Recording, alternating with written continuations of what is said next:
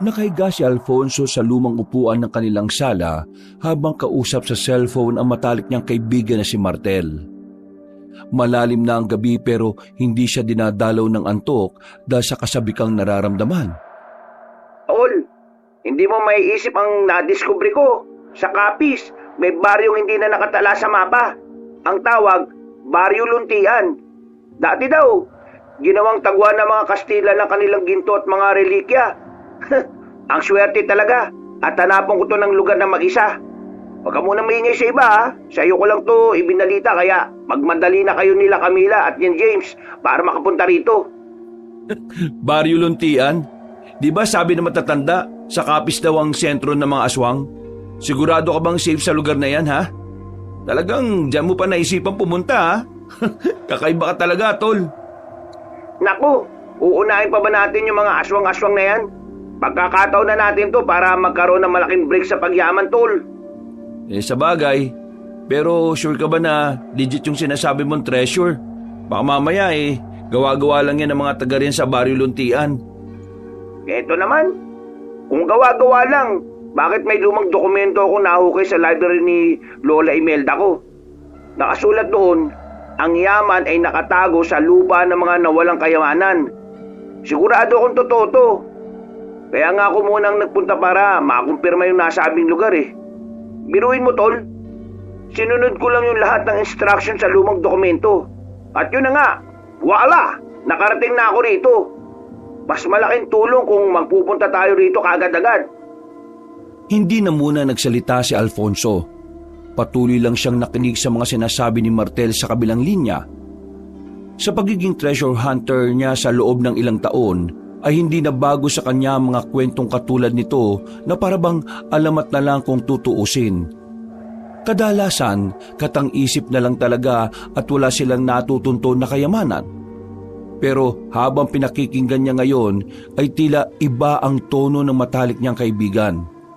Mahalatang seryoso talaga ito sa mga sinasabi. Uy, ano na? Di ka na nagsasalita dyan. May kausap pa ba ako? Oo, nandito pa ako. Nag-iisip lang ako kung anong gagawin Huwag mo nang pag-isipan pa. Halina kayo rito, habang wala pang ibang nakakatuntong sa lugar na ito. Mamaya maunahan pa tayo ng ibang tao Delikado kapag ang mga sakim na politician ang napunta sa kayamanang makikita natin. Idagdag mo pa yung mga rebelde na pakalat-kalat sa iba't ibang probinsya. Wala ka bang tiwala sa best friend mo, ha? Ito naman, nagtampo ka agad. Basta kung totoo yan, kasama mo ko. Alam mo namang hindi ako uurong sa ganitong misyon Pero teka, sigurado ka bang ligtas at walang aswang? Alam mo naman na kapag binabanggit ang Capiz yung kaagad ang kaisipan ng mga tao. Ay nako, alam mo naman ng mga tao. At saka kahit saan naman may aswang at hindi lang sa Capiz. Diyan nga sa Maynila, marami lalo na paggabi. Naninitsit pa sa'yo sa dilim, tapos aalokin ka ng 150. Sira ulo, ibang aswang naman yun Teka tol. Oh, anong problema? Bakit bigla ka nalang sumeryoso dyan? Naputol ang boses sa kabilang linya, pero may mga narinig pang boses si Alfonso na hindi niya maintindihan. Anong nangyari ron? Sinubukan niyang i-dial ulit ang numero ng best friend pero hindi na yon sumasagot. Napakibit-balikat na lang siya at ipinagsawalang bahala na lang muna ang tungkol dito. Akala niya kasi ay ayos lang ang lahat. Pero lingid sa kanya ay may nangyayari ng kakaiba sa kinaroroonan ng matalik niyang kaibigan. Kinabukasan, sinubukan muli ni Alfonso na tawagan si Martel subalit ring lang ng ring ang nasa kabilang linya. Paulit-ulit siyang tumatawag hanggang sa tuluyan na lang mag-cannot be reached na lang ang narinig niya. Ano na nangyari sa taong yun? Hindi naman siya nagpapalobat ng sipi. Parang nakakapag-alala tuloy Dahil dito, matapos siyang mag-asikaso ng sarili, ay umalis siya ng bahay at tinawagan ng girlfriend na si Camila, pati ang isa pa niyang kasamahang treasure hunter na si James. Nagkita sila sa isang fast food chain at habang kumakain at nagkakape ay napag-usapan nga nila ang tungkol sa sinasabi ni Martel kagabi. Sir Fonso, ito po, sa akin lang naman Pero kung ako sa'yo huwag ka nang makisangkot sa sinasabi ni Sir Martel. Biruin nyo, Capiz pa talaga yung tinutukoy niyang lugar. Pero maganda sa Capiz at wala naman ako nakikita masama. Taga roon kaya yung katrabaho ko. Ilang beses na rin ako nakapunta roon. Sumama na nga rin ng isang beses yung boyfriend ko Wala naman sigurong masama kung makikinig tayo sa sinasabi ni Martel. Ang sa akin lang naman, Ate Camila. Alam naman natin ang reputasyon ng lugar na yun pagdating sa kababalagan. Naintindihan kita. Pero si Martel na yun, di ba? Hindi naman basta-basta magkukwento ang taong yun ng walang basihan. Hindi mema yung best friend nitong boyfriend ko. Yung bang mema sabi lang? Talagang based on fact yun palagi. Maingat na tao yun Pagdating sa ganyan, at ayaw niyang napapahiya. At saka, treasure hunter tayo. Kung totoo ngang mayaman, malaking bagay yun. Paano po kung delikado? Di po ba hanggang ngayon hindi na sumasagot si Sir Martel, di ba? Sa pagkakatanda ko, hindi talaga nagpapalobat ng CP yun Kaya imposibleng hindi siya sasagot sa tawag lalo na't importante. Ayaw ko mang sabihin to. Baka posibleng may nangyari sa kanya sa sinasabi niyang lugar. Delikado. Yun na nga ang isa ko pang pinag-aalala Kung may nangyari man sa kanya, hindi ko kayang pabayaan si Martel. Pupuntahan ko siya sa Baryo Luntian. Alam niyo po ba kung saan yun? Malawak din po kasi yung Capiz, Sir Fonso Diyan naman tayo palagi nagsisimula sa malawak na lugar hanggang sa paliit ng paliit at hanggang sa makita natin. Wala nang dapat na aksaying oras. Pupunta na ako sa Capiz. Sasama ko. Hindi ako papayag na mag-isa ka lang na pumunta ron. Siyempre, hindi rin naman ako magpapaiwan sa adventure na to, no? Para na rin makita natin si Sir Martel kung saan man siya napadpad. Wala nang ang inaksayang oras ang tatlo. Matapos nilang makapagayos ng mga dadalhin, ay nagbiyahe na nga sila patungong Capiz. Pagdating sa nasabing probinsya, habang nasa bus ay nakatanaw lang si Alfonso sa bintana. Iniisip niya pa rin ang huling usapan nila ni Martel. Bago ito hindi na sumagot hanggang sa ngayon. Napaisip tuloy siya habang punong-puno ng pag-aalala ang mga mata. Nasaan ka ba, Tol Martel? Saan ba matatagpuan yung Baryo Luntian na yan? Kagad nilang tinungo ang kapitolyo ng probinsya. Nagpakita kagad sila ng mga valid IDs para mas mapabilis ang pagtatanong. Una na nga nilang isinangguni ang tungkol sa Baryo Luntian. Pero ganun na lang ang gulat nilang tatlo nang sabihin sa kanila ng isang opisyal sa kapitolyo na walang ganoong lugar sa probinsya. Ipinagpilitan pa nga ni Alfonso ang tungkol dito at kamuntikan na silang mauwi sa pagtatalo. Mabuti na lang ay sinabihan na ni Camila si James na lumabas na muna at ang dalaga na ang makikipag-usap. Makalipas ang ilang minuto, bigo sila na nagtambay na muna sa isang fast food chain para kumain, magpahinga at makapag-isip-isip. Parang imposible naman na walang ganung pangalan ng baryo sa probinsyang ito. Baka naman sir, hindi Capiz ang binanggit na lugar ni Sir Martel. Capiz talaga yung sinabi niya, sigurado ko. Nagtanong na rin ako sa kanila. Ang sabi ng Auntie Dorny niya, Capiz nga rin daw ang sinabi ni Martel sa kanila. Pero wala silang ideya kung anong pupuntahan dito ng best friend ko. Kaya hindi ko na lang din muna sinabi na posibleng nawawala nga si Martel. Naku po, nakakapag-alala na tuloy kung nasaan si Sir Martel. Yun na nga rin ang iniisip ko Bakit hindi tayo magpatulong sa kinaukulan para marami ang maghahanap? Pasensya na mahal pero wag na muna siguro.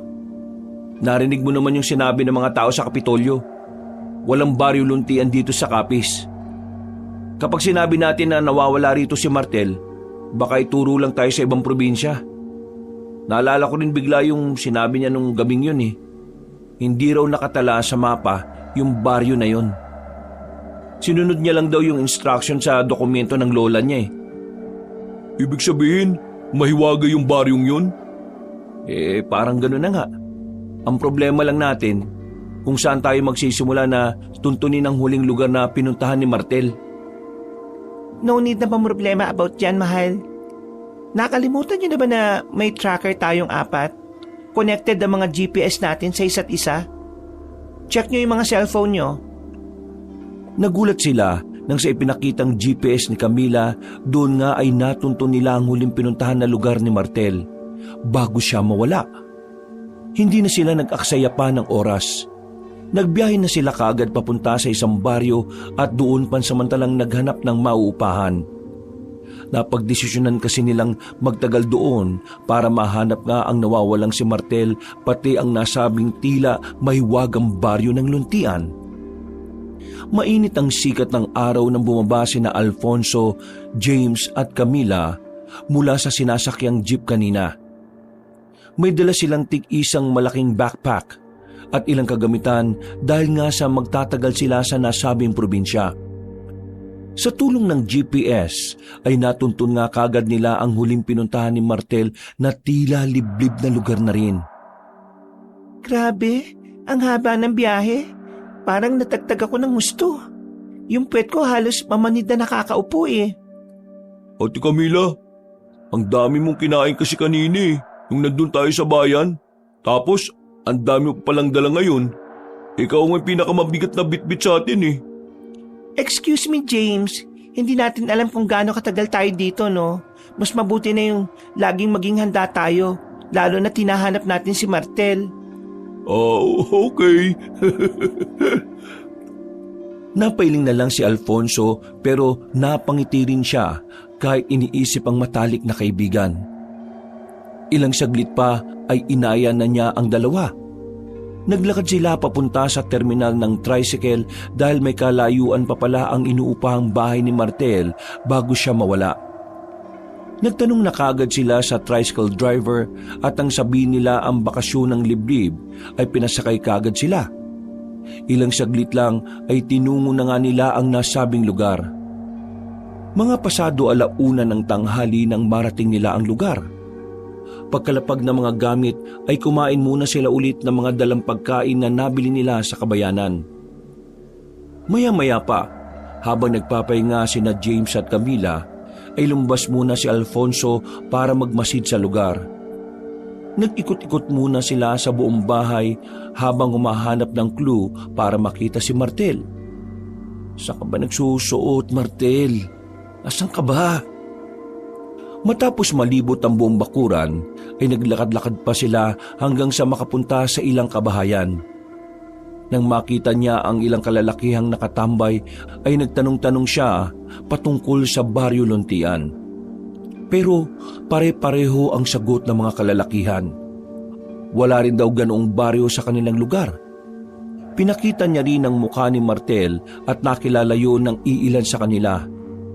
Ilang araw-araw na malagi ang binata sa bakasyon ng liblib pero nawala na nga rin daw ito bigla. Matapos makakuha ng mga impormasyon, ay dali-dali siyang bumalik sa inuupahan nilang bahay. Doon ay naabutan niya sina James at Camila na nag-uusap. Oh, anong meron guys? Mahal, nabuksan na namin yung isang kwarto. Tama nga yung hinala natin kanina, na ito yung tinutulugan ni Martel. Nakita namin yung ilang gamit niya. Mga hindi pa nagagamit yung iba. Ibig sabihin, ilang araw pa lang siya rito. Nakita niyo ba yung cellphone? Hindi nga eh. Kahit yung mga importanteng gamit na dinadala natin, kapag may hinahanap tayo, wala rin. Malamang, dala niya yung mga yon. Nagtanong-tanong din ako sa labas kanina eh. May mga taong namumukaan siya. At ang sabi nga nawala na lang daw siya bigla. Sana naman okay lang si Sir Martel. Nag-aalala ako para sa kanya. Pero hindi ko naman nararamdaman na nasa kapahamakan siya eh. O sige na, magpahinga na muna tayo dahil medyo mainit sa labas. Mamaya mga bandang 4:00, saka tayo lumabas at maghahanap-hanap sa kakahuyan. Pati sa bundok hanggat maaari. Malakas ang kutob ko na nandun yung sinasabi niyang tagong lugar. Paano kung may salaman kayong sinasabi niyang instruction dun sa dokumento ng Lola Imelda niya? Paano kung bigla na lang naglaho sa hamog yung lugar? Parang yung katulad sa Biringan o yung iba pang mystical place dito sa Pinas. Pasensya na James pero hindi ko rin talaga alam ang sagot sa tanong mong yan eh.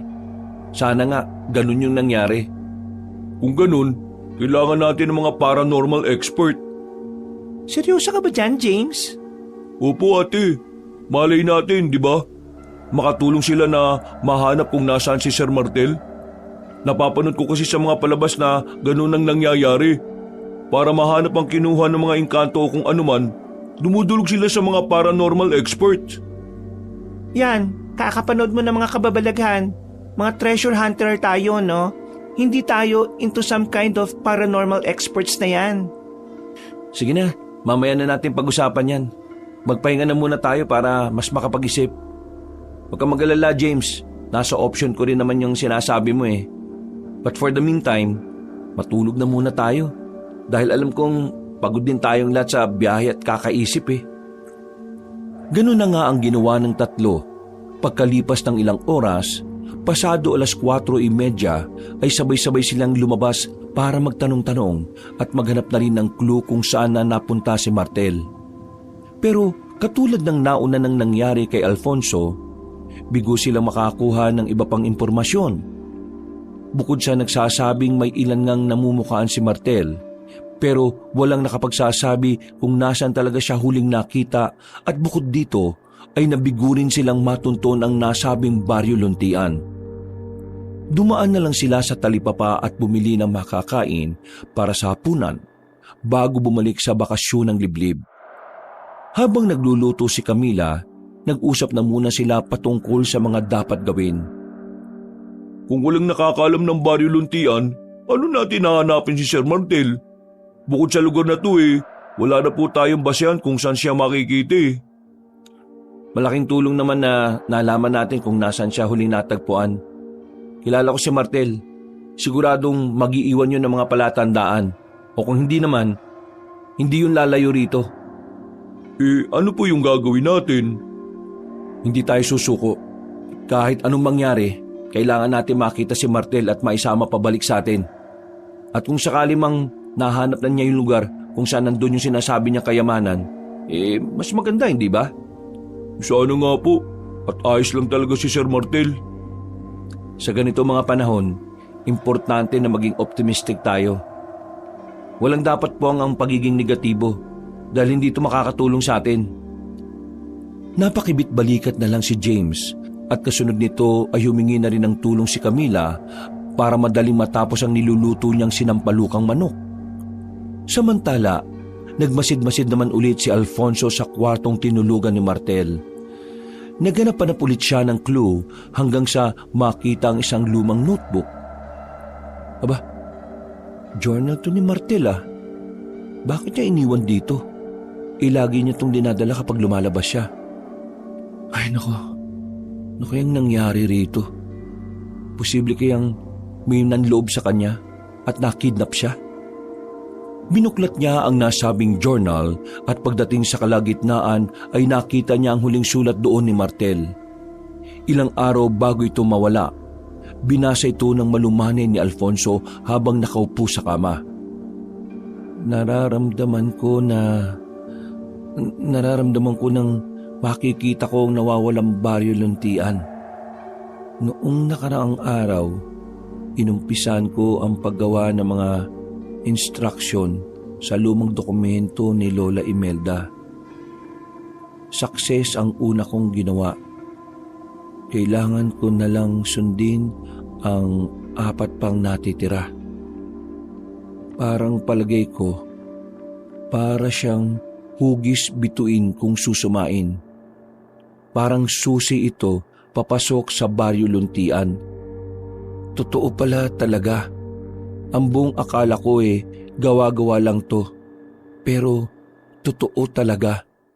Hindi ko alam kung paano naitago ang baryo. Kung anong klaseng salamangka o magic ang ginamit nila. Wala akong idea. Pero totoo talaga. Kaya hindi malayong totoong-totoo rin ang kayamanan na tinatago ng mga Kastila noon sa nasabing baryo. Kapag nakapasok na ako, saka ko sasabihin sa best friend ko ang tungkol dito. Hanggang dito na lamang muna. Napabuntong hininga si Alfonso dahil wala nang kasunod ang sinulat ng matalik niyang kaibigan. Kaya pala, hindi alam ng mga taong tungkol sa Baryo Luntian. Talagang nakatago pala yung Baryo Luntian na yun. Posibleng nandun na si Martel. Pero, paano namin matutuntun yung baryong yun kung hindi namin alam ang daan?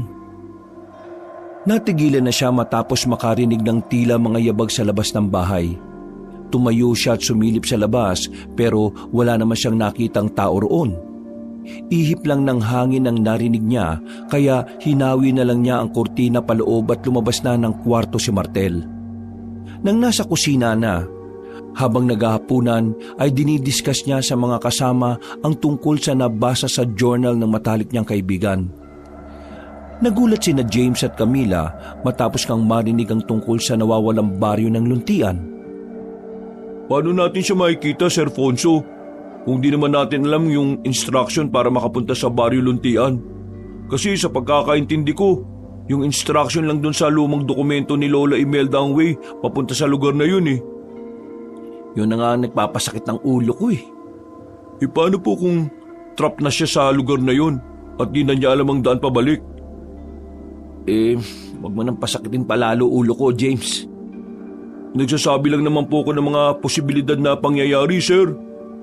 Palagay ko naman, kung meron instruction si Lola Imelda papunta sa Baryo Luntian, malamang meron din yung instruction kung paano makakalabas ng lugar na yun. Bakit po hindi pa rin nagpapakita si Sir Martel? Ilang araw na po siyang nawawala. Posible kayang may nangyari na talaga sa kanyang masama? O pwede rin namang inaalam niya pa yung instruction kung paano makakabalik dito sa atin. Sa tingin ko, mahal, yung suggestion ni James na manghingi tayo ng tulong sa mga paranormal expert, gawin na natin. Wag na muna. Ayaw ko makaagaw din tayo ng atensyon sa ibang tao. Sa ngayon, tayo-tayo na lang muna ang gumawa ng paraan para kapag wala na talagang pagpipilian, hahanap na tayo ng makakatulong sa atin. Basta, isikreto na lang muna natin ang tungkol dito. Delikado rin kasi kung sakali mang totoong may tagong yaman sa nasabing baryo na yun eh. Naunawaan naman ni na James at Camila ang naisiparating ni Alfonso. Kaya sinunod nila ang nais nun. Nang lumalim na ang gabi, nakaupo si Alfonso sa veranda ng kanilang inuupahan. Tinititigan niya ang kagubatan habang nakikinig sa ingay ng mga kuliglig. Biglang bumukas ang pinto at lumabas si James na may daladalang 2 bote ng alak na kasama sa nabili nila kanina. Sabi ko na hindi ka pa natutulog eh.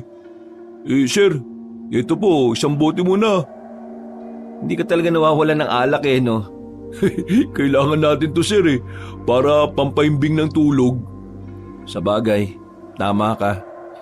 Hindi rin talaga ako pinatutulog ng pag-iisip ko kay Martel Ayaw ko mang isipin yung mga sinasabi mo kanina na baka may nangyaring hindi maganda sa kanya. Pero hindi rin naman may sasantabi yun. Sana lang talaga ayos siya. Sabi niyo nga po sir, di ba? Maging optimistic lang tayo. Stay positive, di ba? Natigilan na si James sa pagsasalita dahil nakarinig sila ng kaluskos malapit sa kanilang pwesto. Pagtingin nilang dalawa sa halamanan sa kanan ay nakita nilang may kung anong gumagalaw doon. Dali-daling binuksan ni James ang flashlight ng kanyang cellphone at itinapat doon ng ilaw. Tila gumagapang ang kaluskos kaya sinundan nila yun ng tingin habang sumusunod din ang flashlight dito. Nagkatinginan pa sila ng sabay. Kinukutuban. Dali-daling kinuha ni Alfonso ang lisensyado niyang baril na nakatago lang sa likod niya. Tumayo sila pareho at naglakad pababa sa veranda. Sino yan? Lumabas ka dyan! May baril ako rito! Papuputokan kita kapag hindi ka lumantad! Tila natakot kung sino mang nagtatago sa halamanan. Lalong lumakas ang kaluskos hanggang sa lumayo na yon. Sinubukan nilang habulin pero mula sa hindi kalayuan ay nakarinig na sila ng nakakakilabot na alulong ng aso. Sabay silang napahinto at napatingin sa nila lang na hahabulin sana nila. Nakita nila ang itsura ng isang matandang babae pero nakalayo na yon. Hahabulin pa nga sana ni James pero pinigilan na siya ni Alfonso. Bakit niyo ako pinipigilan? Maabutan ko naman yung matandang babae na yun eh. Narinig mo ba yung alulong kanina? Opo. Alam mo naman ang kasabihan patungkol sa pag-alulong ng mga aso, di ba? Opo sir, pero totoo ba yun? Sa mga ganitong klase ng probinsya, mas mainam nang pakinggan natin ang mga ganoong pamahiin. Alalahanin mong wala tayo sa Maynila. Halika na, bumalik na tayo. Doon na rin natin ubusin yung iniinom nating alak. Sige sir, noted po. Sabay na nga silang bumalik sa loob ng bahay at ipinagpatuloy ang pag-uusap habang inuubos ang tig-isang bote ng alak. Nang matapos na, ay nagpaalam na siya kay James na naiwan sa sala dahil gusto pa nitong uminom ng isa pang bote. Pagdating sa kwarto ay tumabi na siya kay Camila na nahihimbing na sa pagtulog. Bago matulog ay napaisip pa siya tungkol sa matandang babaeng nakita nila kanina. Ano kaya minamatyaga na matandang babae na yun dito?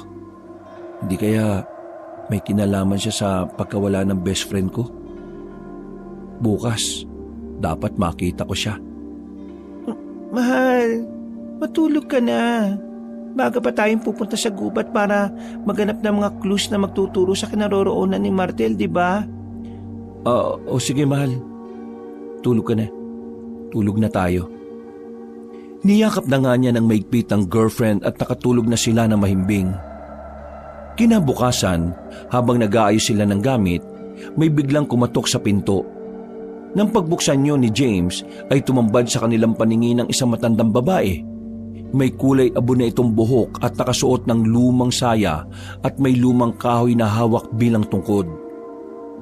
Nagkatinginan sina Alfonso at James dahil namumukhaan nila ang nasabing estranghera. Si Camila naman ay tila nagtataka dahil wala siyang kamalayan sa mga nangyayari. Ikaw yung kagabi ah. Ano pong ginagawa niyo dito? Bakit niyo po kami minamatyagan kagabi? Pasensya na sa pagmamatsyag ko kagabi. Kaya nga ako naparito para magpaliwanag sa inyo. Nagulat lang din kasi ako nang marinig ko doon sa mga kabahayan na may tao na ulit dito sa bakasyon ng liblib. At kung hindi ako nagkakamali, hinahanap niyo ang dating umuupa rito, hindi pa? Kilala niyo po si Martel? Siya nga, Martel nga ang pangalan niya at nagpunta siya sa Baryo Luntian na hinahanap niyo rin ngayon. Tama ba ko? Alam niyo rin po yun, Lola? Ang tungkol sa Baryo Luntian? Corazon ang pangalan ko. At oo, alam ko ang tungkol sa lugar na yon, kung saan nagpunta ang kaibigan ninyo. Dahil sa sinabing yon ng estrangherang matanda, ay nagkatinginan sina Alfonso, James at Camila. Dahil sa wakas, may isang tao na rin na nakakaalam ng baryong nawawala. Sabay-sabay silang naglapag muna ng mga gamit at pinatuloy sa loob si Manang Corazon. Nagtimpla na rin muna kaagad si Camila ng tsaa para sa matandang babae. Seryoso namang naupo sina Alfonso at James para pakinggan ang mga ilalahad ng tila misteryosang ginang. Ako po pala si Alfonso, ito naman si James, at yung babaeng kasama namin ni girlfriend ko, si Camila. Mawalang galang na po, Manang Corazon. Gusto ko lang din po munang humingi ng paumanhin sa mga nasabi ko sa inyo kagabi ah. Alam niyo naman po, nag-iingat lang kami. Naintindihan ko naman yon, iho. Kahit sino naman siguro ay ganun ang gagawin. Hihingi lang din ako ulit ng tawad patungkol sa kagabi. Pasensya na po sa agaran kong tanong ah. Nag-aalala na rin po kasi kami sa best friend kong si Martel eh. Pwede niyo po bang ituro sa amin kung paano makakapunta dun sa nawawalang baryo ng Luntian? Oo. Ako ang natitirang tagapag-ingat ng lihim ng baryo. Matutulungan ko kayo pero bago yon ay nais kong itanong.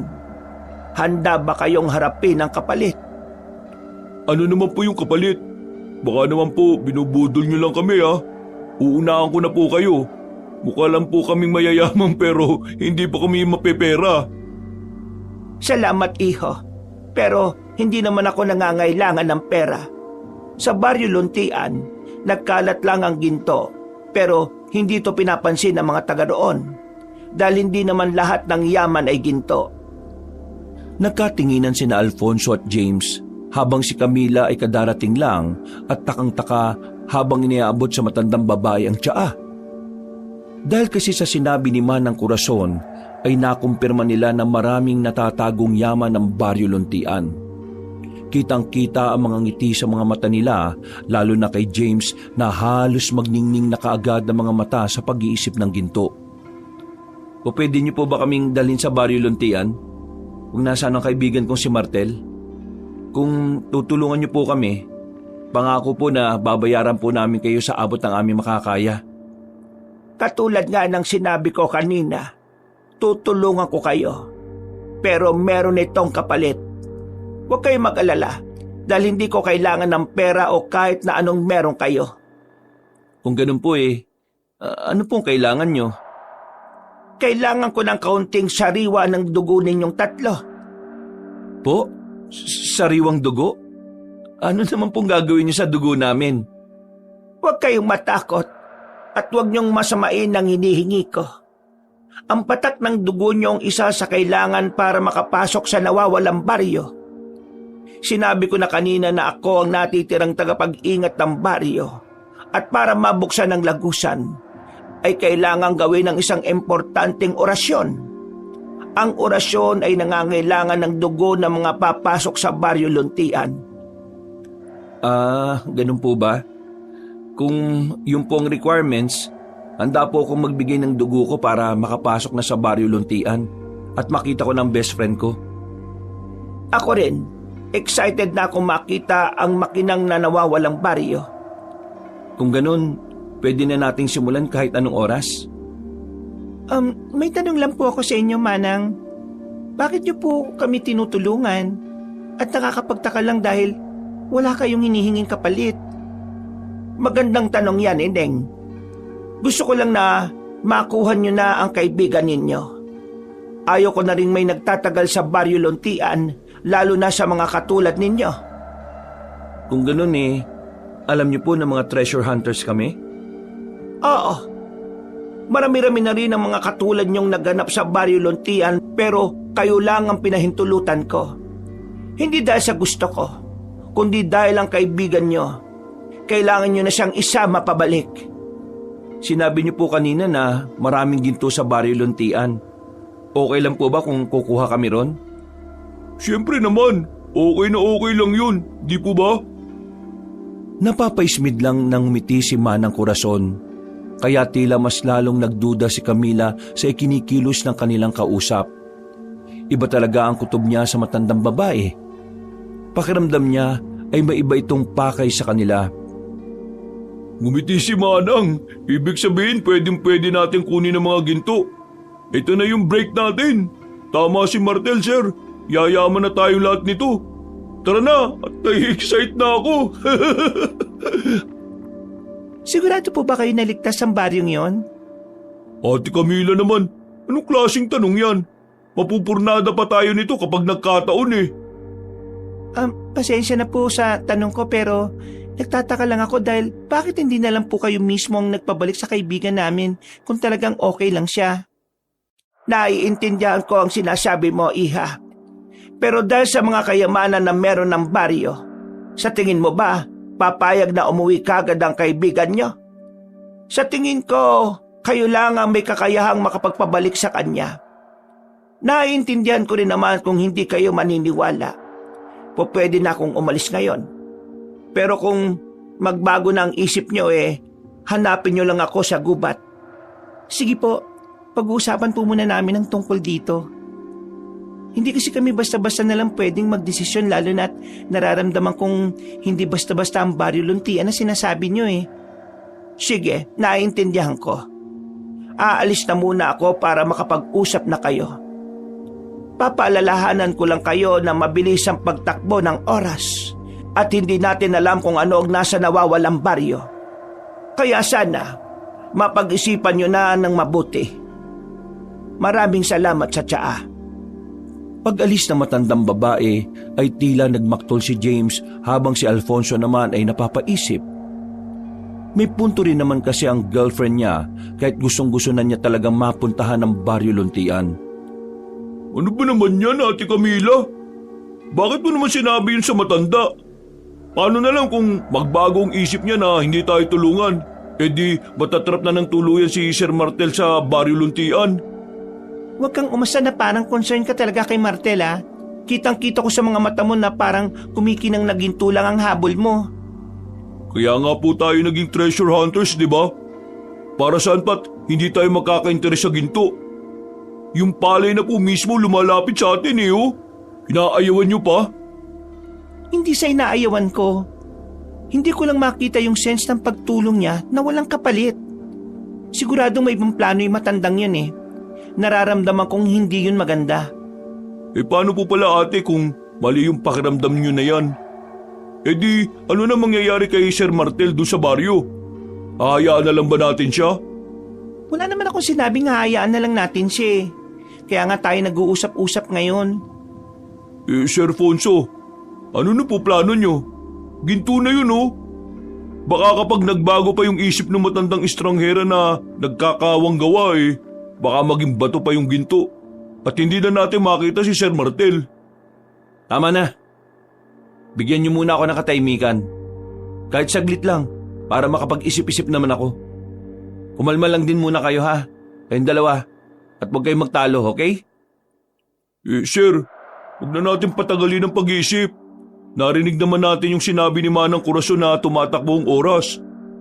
Baka habang tayo nag-iisip dito, kung ano-ano na palang nangyayaring hindi maganda doon kay Sir Martel. Yun naman pala eh. Kung may nangyayari ng hindi maganda kay Martel, bakit pa natin nilalagay sa panganib ang mga sarili natin? Parang tayo na mismong tumatalon sa bitag kung ganun eh. Pag-isipan mo itong mabuti, mahal ah. Alam kong nakasalalay ang buhay ni Martel, pero paano mga buhay natin? Pare-pareho tayong malalagay sa alanganin kung magkataon. Huwag tayong maaakit sa ginto ah. Ate naman, ginto na yun eh. Ano ba naman tong si Ate Camila? Problema mo, James. Lumalabas ang tunay mong kulay dahil dyan sa kayamanan ah. Sinabi ng tama na eh. Manimik na nga kayo, pwede. Imbis na nakakaisip na tayo ng paraan, mas inuunan nyo pa yung pagtatalo. Mga makasarili kayo. Dahil dito ay kinalbog ni Alfonso ang lamisita at saka nagtuloy-tuloy sa kanyang kwarto at nagkulong. Naiwan na lang sa sala sina James at Camila na tila natauhan din dahil sa sinabing yun ng kanilang leader. At mula sa hindi kalayuan, lingid sa kanilang lahat ay nakatingin lang pala si Manang Corazon na tila natutuwa sa kanilang pagtatalo-talo. Para bang alam na ng matandang babae kung paano paiikutin ang bawat isa sa kanila. Mailam kang babae ka, pero sigurado naman akong hindi ka susundin ng nobyo mo. Mas importante pa rin ang buhay ng matalik niyang kaibigan. Naglaho na siya sa kakahuyan pagkasabi nun, habang ang tatlo sa bakasyon ng liblib ay tila nananahimik. Mabilis na lumipas ang oras. Inabot na sila ng tanghali pero wala pa rin kumikilo sa tatlo. Nasa magkahiwalay na kwarto sina Alfonso at James habang si Camila ay nakaupo lang sa sala at nag-iisip-isip. Ilang saglit pa ay lumabas na nga ang leader sa gilid at tinawag silang lahat. Seryosong naupo ang tatlo sa sala. Nakayukod si James at si Camila naman ay nakahalukip-kip habang nakasimangot. Nakapagdesisyon na ako.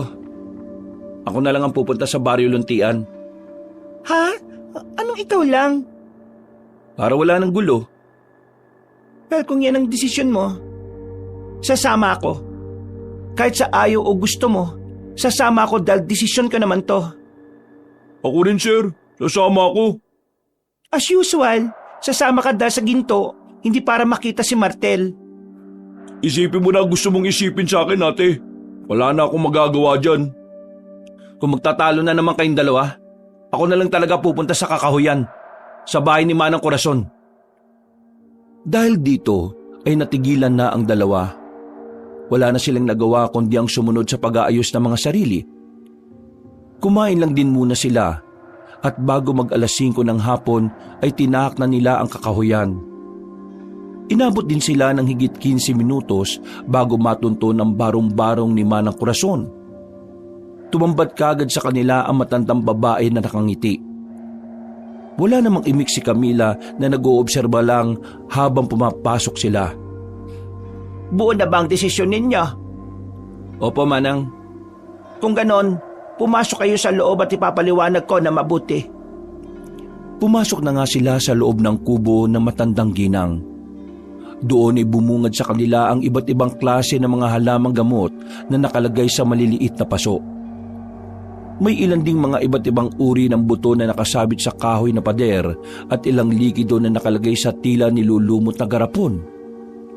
Mas lalo tuloy na ginala si Camila kay Manang Corazon kaya napakapit siya sa boyfriend at napabulong. Mahal, hindi talaga maganda ang kutob ko sa matandang yan. Minahon ka lang, mahal. Ipaubaya mo na muna sa akin to, please. Napabuntong hininga na lang si Camila bago sila maupong tatlo.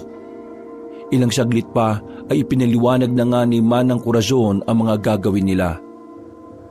Bukod sa pag-aalay ng kaunting dugo, ay kailangan pa nila maghintay na mag-alas 10 ng gabi.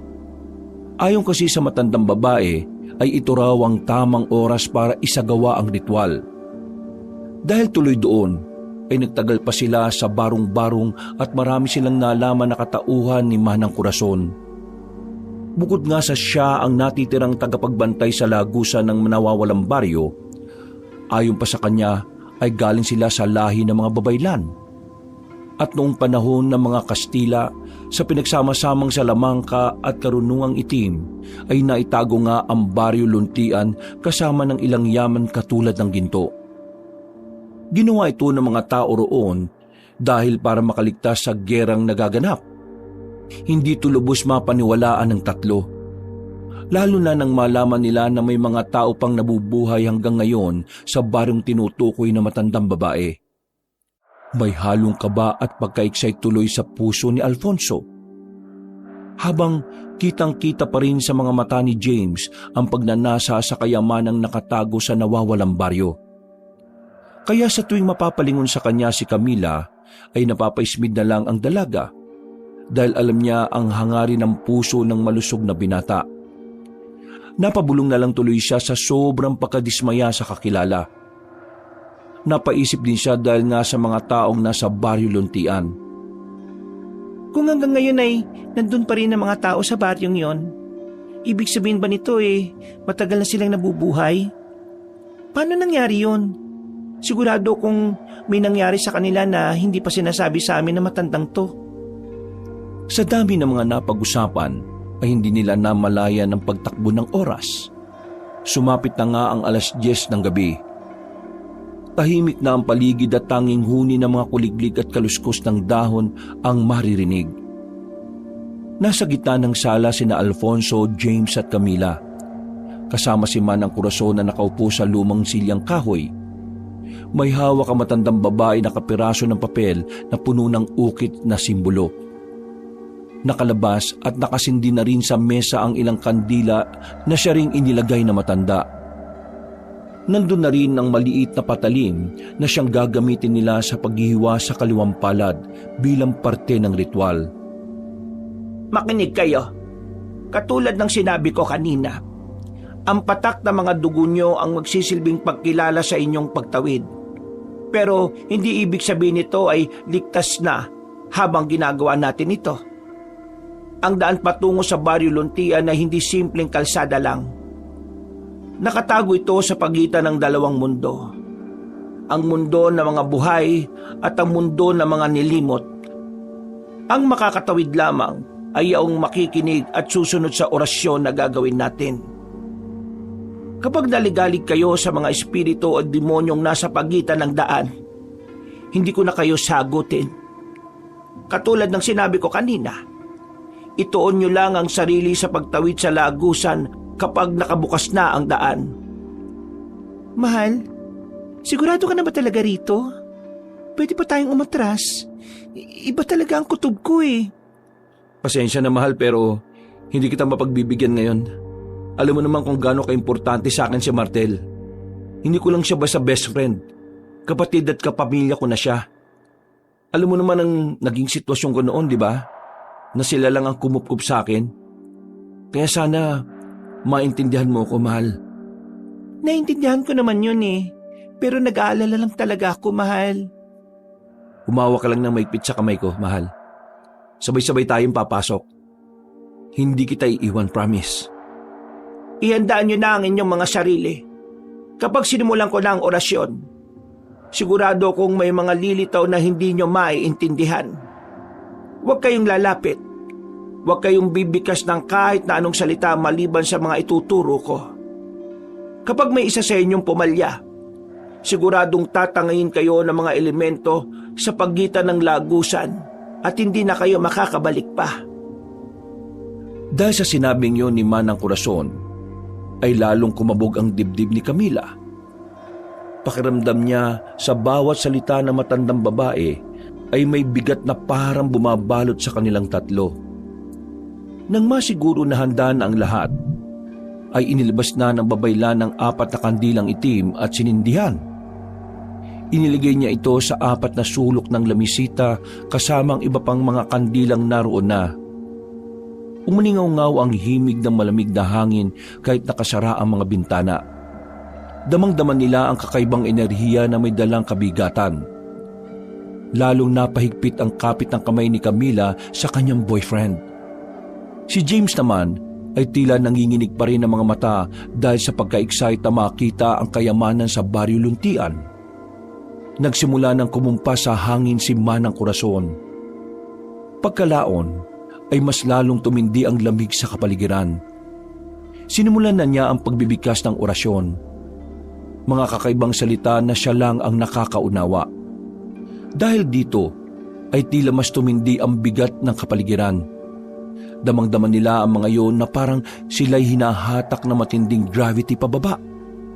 Napaikpit lalo ang paghahawak kamay ni na Alfonso at Camille dahil patindi ng patindi ang kakaibang enerhiyang bumabalot sa paligid. Nagpatuloy pa sa pagbibigkas ng orasyon si Manang Corazon hanggang 12 ulit. Pagkatapos siyang magsalita ay tila nilamo na matinding katahimikan ng paligid. Para bang dumilim kahit pa may kandilang nakasindi. Sa ngalan ng mga anino na gabay ng lagusan, sa ngalan ng ilaw na siyang nagbibigay tanglaw sa daan, pakinggan ang aking hiling. Tanggapin ang mga patak ng dugo bilang sakripisyo na makikita ang aming tinatahak. Humudyat si Manang Corazon sa tatlo, kaya isa-isa nilang kinuha ang patalim at magkakasunod na naghiwa ng palad. Nang dumungo ay isinali nila ito sa mangkok na nasa gitna ng lamisita. Nang matapon na ay saka sila bumalik sa paghahawak ng mga kamay. Nagpatuloy naman ang matandang babae sa pag-uorasyon. Muling tumindi ang lamig ng kapaligiran dahil dito hanggang sa muli na namang mabalot ng katahimikan ng paligid. Kitang-kita nila kung paanong kumulo ang mga dugo nila na nasa mangkok. Ito naman ang nagsilbing hudyat para kay Manang Corazon. Muli sa ngalan ng mga anino na gabay ng lagusan, sa ngalan ng ilaw na siyang nagbibigay tanglaw sa daan, pakinggan ang aking hiling. Buksan ang lagusan patungo sa badong hindi nakatala sa mapa. Paintulutang makapasok ang may sakripisyong dugo sa Baryo Luntian. Habang sinasabi niya ang mga kataga, napansin ni na Alfonso na ang mga kandila ay nagbabago ng kulay. Mula dilaw, naging berde at kalaunan ay naging itim. Mahal, Fonso, nakikita mo ba yon? Ang apoy? Oo, mahal. Pero huwag ka muna magsalita. Sabi ni Manang, di ba? Sundin na muna natin siya. Habang tumatango ang dalagang takot na takot, ay nagpatuloy naman si Manang Corazon sa orasyon. Habang bumibigkas siya ng mga kataga, ay unti-unting lumitaw ang mga aninong parang usok mula sa sahig. Gumalaw ang mga yon na parang may sariling buhay at tila bumabalot sa paligid nila. Diyos ko, ano to? Hindi na to normal, mahal. Kumapit ka lang na mabuti sa akin, mahal, at sundin natin ang mga sasabihin ni Manang Corazon. Tumingin lang kayong lahat sa kandila. At katulad ng sinabi ko kanina, huwag niyong pansinin ang mga aninong nagsusulputan. Huwag niyong pakikinggan ang anumang sinasabi nila. Sa gitna ng takot, Pinilit ni na Alfonso, James at Camila na mag-focus. Nakikita nila ang mga anino na tila nagsusulputan ng mga mukha na may mga matang walang puti at mga bibig na puno ng ngipin. Unti-unti na rin nilang naririnig ang mga kung ano-anong hinaing na mga ito, pero katulad ng bili na matandang babaylan ay hindi nila ito pinansin. Hanggang sa biglang may narinig silang malakas na ugong mula sa labas ng bahay. Umuga ang dingding dahil parang may malaking nilalang na tila nagpupumilit na pumapasok. Mahal, Fonso, may kumakalabog sa labas. Natatakot na talaga ako. Itigil na natin to. Wag! Makinig kayo mabuti. Wag na wag kayong titigil kahit na ano mangyari. Isa na lang ang bersikulo at makakatawid na kayo sa Baryo Luntian. Sinikap ng dalaga na sundin ang utos na matandang babae pero mas nadala siya sa takot. Nagpumiglas siya sa takot pero mas hinigpitan lang ni Alfonso ang paghawak sa kamay ng girlfriend niya. Sumenyas na nga ang matandang babaylan na sumabay sila sa sinasabi niya. Ganun na nga ang ginawa nila kahit kitang-kita ang takot sa mga mukha. At sa isang iglap ay nagliwanag na ulit ang lahat ng kandila. Kasunod nito ay sabay-sabay nang naglaho ang mga anino. Tila nasilaw silang lahat, kaya sabay-sabay din silang napapikit at pagmulat nila ay wala na sila sa inuupahang bahay. Sa halip ay nakatayo na sila ngayon sa gitna ng isang baryo. Malawak ang paligid, pero ang mga bahay ay gawa sa lumang kahoy at pawid. Ang mga tao ay tila mga estatwa lang na nakatitig sa kanila. Walang imik, titig na titig lang. Nasaan na po tayo, Manang? Nandito na tayo sa Baryo Luntian. Totoo ba to? Oo, makakasama nyo na ang taong hinahanap ninyo. Nasaan po si Martel? Hindi na ako ang makakasagot niyan, kundi sila. Napatingin sina Alfonso, James at Camila sa mga taong parang mga estatwa na nakatitig sa kanila.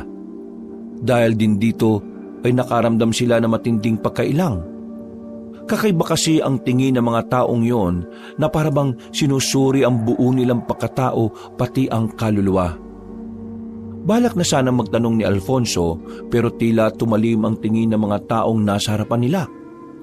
Kitang-kita pa nga ni Camila kung paanong parang mamula ang ilan sa mga matang yon. Dahil dito ay muli siyang bumaling kay Manang Corazon. Subalit ganun na lang ang gulat nila dahil nawala na lang na parang bula ang matandang babae. Nasaan na si Manang Corazon? Hindi ko napansin, sir eh. Ikaw, mahal, napansin mo ba kung saan nagpunta si Manang Corazon? Hindi rin, mahal. Saan na nagpunta yun? Natigilan na sila dahil ang mga taong tila estatwang may masasamang titig ay nagsimula ng magsikilos. Napansin nila na tila namumula na ang mga mata ng ilan sa mga ito. Nagkatinginan silang tatlo nang maunawaan na tila hindi ligtas kung mananatili sila roon. Doon lang din napagtanto ni Alfonso na tila tama nga ang kanyang girlfriend na may kakaiba sa Baryo Luntian. Mabilis na gumana ang kanyang instinct. Hinatak niya sina James at Camila at tumakbo sila sa kakahuyang nasa likod. Nang masigurong ligtas na sila, ay naupo silang tatlo sa puno at nagtago. Hingal na hingal at kitang-kita ang takot sa kanilang mga mata. Sinasabi ko na nga ba hindi ligtas ang lugar na ito. Bakit ba kasi tayo nagtiwala sa matandang babaeng yun? Iniwan niya tayo sa kawalan. Paano ba tayo makakauwi nito? Ate Camila, isipin na lang natin maganda pa rin ang nangyari. Dahil dinala tayo ni Manang Corazon sa lugar kung saan maraming kayamanan. Narinig mo ba ang sarili mo ngayon, ha, James? Ganyan ka na ba talaga kasakim sa kayamanan? Talagang naiisip mo pa rin ang ginto? Hindi mo naiisip kung paano tayo makakauwi ng buhay? Kahit makuha mo yung mga sinasabi mong ginto, kung mamamatay tayo dito, wala ring silbi. Huwag na nga muna kayo magtalo at magingay. Baka marinig tayo ng mga taong humahabol sa atin eh. Hindi naman tayo sigurado, sir, na hinahabol nila tayo eh. Kahit sino naman siguro ang makakita ng dayuhan sa kanilang lugar, magugulat din at magagalit. Hindi lang siguro tayo nagkaintindihan. Kaya makipag-usap lang tayo na maayos sa kanila. Nabulag ka na talaga na kasakiman mo sa yaman, James. Ano ba nangyayari sa'yo? Hindi naman ako sana bubulag, Ate Camila. Ito naman talaga ang isa sa pinunta natin dito, di ba? Hindi lang naman para hanapin si Sir Martel. Hindi na natapos ni James ang pagsasalita dahil mula sa hindi kalayuan ay tila ba umuyog ang isang puno. Sabay-sabay silang napatingin dito simula sa ugat hanggang pataas. At ganun na lang ang gulat nilang tatlo nang biglang nagkaroon ng mga mata ang nasabing puno, pati bibig na naglalaway at may matutulis na mga ngipin. Doon nila napagtanto na hindi ito isang puno, kundi isang malahalimaw na nilalang. Dahil dito ay napasigaw si Camila sa takot. Tumalo ng halimaw na nagpapanggap na puno dahil ang balat nito ay parang ang ganon. Napatras naman silang tatlo pero nadapa si Camila kaya siya natalsikan ng maladagta nitong laway sa kaliwang hita. Pagtayo ay bigla na lang siyang nakaramdam ng pagkamanhid hanggang sa mahirapan na siyang gumalaw. Dahil dito ay binuhat na niya ang boyfriend at patakbo silang lumayo sa lugar na yon. Ano yung halimaw na yun, sir? Hindi ko alam. Habang tinatakasan na malatuod na halimaw, mula sa hindi kalayuan ay may nakita si Alfonso na aninong nakatayo at nakatitig sa kanila. Nang makalapit na sila rito, ay nakilala niya agad ang nilalang. Ito ay walang iba kundi si Martel. Nanlaki ang mga mata nila, lalo na nang sumenya sa matalik niyang kaibigan na bilisan ng pagtakbo. Nang makalagpas na sila kay Martel, ay sa kanyon sinindihan ng sulo na hawak at tinagi sa malatuod na halimaw. Nagsisigaw yon hanggang sa tumakbo palayo sa kanila. Nagulat naman sina Alfonso at James at pagkatapos ay pumasok na sila sa yungib na pinagkukublihan ni Martel. Paglapag sa tila napaparilisang si Camila, ay napatitig na matagal si Alfonso sa matalik na kaibigan. Siniguro niyang ito nga talaga si Martel kahit na maputla ang pagmumukha nito ngayon. Medyo nangayayat at parabang nangangalumata. Ikaw na ba talaga yan, best friend? Ikaw ba talaga yan, Martel? Oo, tol. Ako to. Buhay ako. Salamat at inaanap niyo ako. Natigilan si Martel dahil niyakap na siya ng maigpit ng matalik na kaibigan. Tuwang-tuwa talaga si Alfonso na makita ulit ang kanyang best friend. Salamat at nakita ka rin namin. Lagpas 1 linggo na kami rito sa kapis na naghahanap sa iyo. Mabuti na lang talaga at natagpuan ka namin. Salamat sa Diyos. Paano niyo ako nakita? Wala namang silbi yung cellphone at GPS sa lugar na to eh. Dahil walang signal. Nalobat na lang yung sa akin eh. At di ko na rin alam kung saan ko na naiwan. Kaya pala, hindi rin nagana tong mga sipi namin. Oo, tol. At ang alam ko rin eh, walang ibang daan papunta rito sa Barrio Luntian kundi itong pagsunod sa instruction sa lumang dokumento ni Lola Imelda. Tinulungan kami ng isang matandang babae, si Manang Corazon. Pero hindi na namin siya nakita eh. Nawala siya bago kami habulin ng nilalang na yung kanina. Sir Martel, ano ba yung malatod na nilalang na yun? At paano mo nalaman ang kahinaan niya? Isa yung tuuran. Ang tuuran ay isang uri ng mga makalumang aswang. Ayon dito sa lumang dokumento ni Lola Imelda, nunggang panahon ng Kastila pa sila nag-e-exist. Kung ganun eh, may mga aswang din dito sa Barrio Luntian? Oo, at hindi lang tuuran. Dahil ayon dito sa nakasulat sa huli ko lang din nabasa, bukod sa tuuran ay may panikbot at luwad din. Pare-pareho silang mga makalumang aswang na nung panahon pa ng Kastila nag-e-exist. At ang mas nakakagulat sa nalaman ko, ang kapalit pala ng ginawa nila ay ang pagiging aswang ng mga taga-baryo. Kung ganun eh, lahat na nandito sa Barrio Luntian mga aswang na? Oo, ang mga taga dito ay hindi na mga ordinaryong tao. Dahil sa nangyaring ritual noon, ang naging kapalit ay ang mismong mga katauhan nila. Pero totoo ba yung tungkol sa ginto at kayamanan? Dahil sa sinabing yon ni James ay tila napaungot si Camila. Pero hindi naman siya makakilos dahil sa pagkaparalisa. Napansin siya ni Martel kaya nagulat ang matipunong binata nang makita ang dalaga na may dagtang laway sa kanyang hita. Nadagtaan ba siya ng tuuran? Hindi ko sigurado pero natalsikan siya ng laway eh. Nakakaparalisa ang dagtang walay ng mga tuuran. Kaya mag-iingat tayo sa laway nila ah. Mabuti na lang at may dala akong halamang gamot galing sa isang barong-barong na nakita ko sa kakahuyan bago magpunta rito sa Baryo Luntian. Inasikaso na nga kagad nila si Camille. Pinainom nila ito ng dalang halamang gamot ni Martel. Ilang saglit pa ay bumuti na ang lagay ng dalaga. Nakakapagsalita na siya pero hirap pa rin na maigalaw ang hita. Nagpalipas sila ng oras sa yungib dahil sinasabi nga ni Martel na yun ang pinakaligtas na lugar sa baryo. Sir, totoo po ba talaga ang aswang? Nakita mo naman di ba kanina? Hindi ko rin ba naniniwala? Naisip ko lang kasi, ang sabi ni Manang Corazon na bago tayo makatawid dito sa Baryo Luntian, nasa pagitan tayo ng kabilang mundo at pagkalimot. Naisip ko lang na baka nananaginip lang tayong lahat at kailangan lang nating magising. Tanga ka ba? Sa tingin mo panaginip lang tong nangyari sa akin? At kung panaginip lang to, hindi mo madadala yung ginto at kayamanang ginugusto mo makuha. Ate naman, huwag ka na magalit sa akin. May punto rin naman ako, di ba? Nandito rin naman na tayo. Bakit hindi pa natin kunin yung mga kayamanan na nandito bago tayo makaalis? Sir Martel, sigurado akong nakita mo na kung nasaan yung kayamanan sa baryong to. Sabi kasi ni Manang Corazon, nagkalat lang daw sa mga kabahayan dito yung kayamanan eh. Sakim ka talaga no, James? Sa tingin mo ba makukuha natin yon sa mga taga-baryo na asong na ngayon? Nag-iisip ka pa ba? O puro ginto at kayamanan na lang ang nasa utak mo?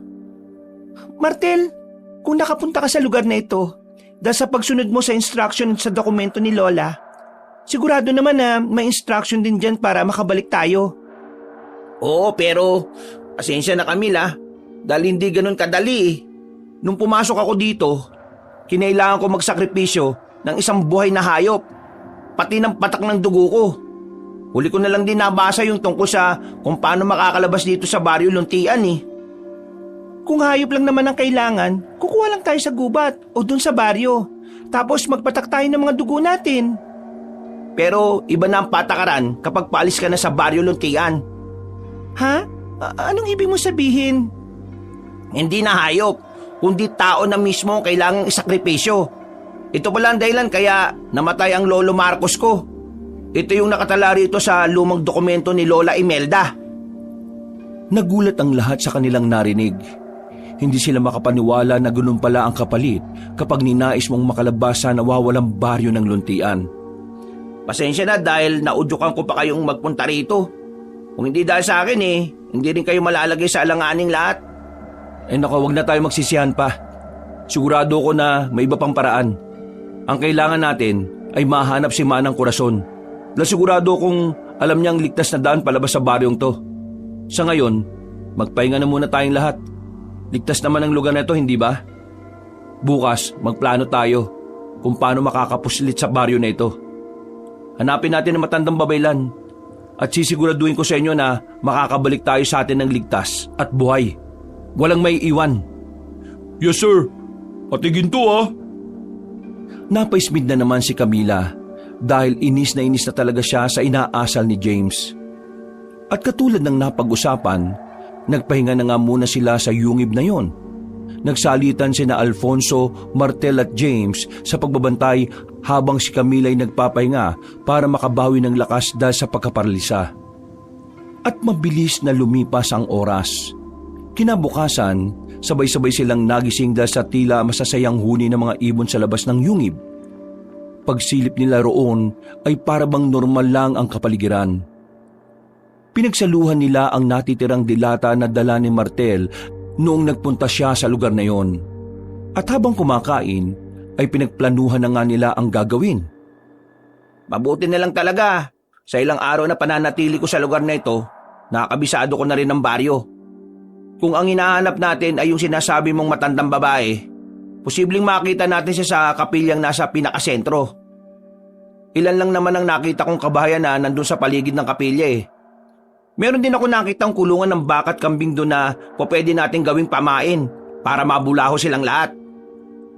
Tama, pakakawalan natin yung mga nasa kulungan at habang abala sila saka tayo papasok sa kapilya para kunin si Manang Corazon. Kapag di gumana yung unang plano, James, pwede ka namang maging pain. Mabilis ka namang tumakbo, di ba? Oh, bakit po ako? Magpapakita ka lang naman sa kanila sa bandang bukid eh. Tapos kapag hinabol ka nila, aabangan ka ni Camila sa kakahuyan. Sabay na kayong babalik dito sa kuweba. Tapos kami ni Fonso, kaming bahala na humanap kay Manang Corazon.